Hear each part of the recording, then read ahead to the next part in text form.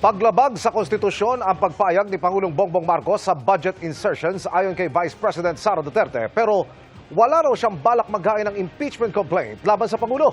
Pero handa raw siyang palitan si Marcos kung kakailanganin. Nakatutok si Sara Hilomen Velasco ng GMA Regional TV. Para kay Vice President Sara Duterte, wala nang kwestiyon kung sangkot si Pangulong Bongbong Marcos sa isyu ng budget insertions sa General Appropriations Act o GAA. Hindi ko na kailangan sabihin na kasali yung Pangulo dyan. Kasi kitang-kita naman natin, kanino bang pirma? Ang ebidensya ng kanyang participation is yung pirma niya sa GAA. Sinasabing naging daan ang mga budget insertions kaya napondohan ang mga flood control projects na kalaunan ay nadiskubreng substandard o mga ghost projects. Sabi ni Duterte, isang culpable violation of the Constitution na pinayagan ng Pangulo ang budget insertions kahit nakita niya ang ginawa ng Kongreso sa budget.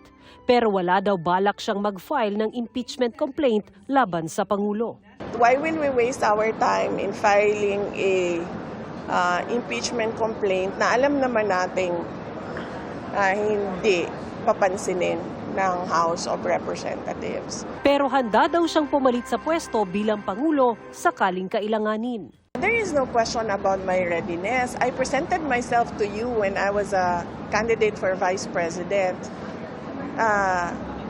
with the understanding that I am the first in line in succession. Pinresenta ko sa inyo, tumakbo ako bilang Vice President, pinresenta ko sa inyo yon ang sarili ko at alam ko na first in line ako sa succession. Hinihinga namin ng pahayag ang Malacanang kaugnay nito. Mula sa GMA Regional TV at GMA Integrated News, Sara Hilomen Velasco, nakatutok 24 oras.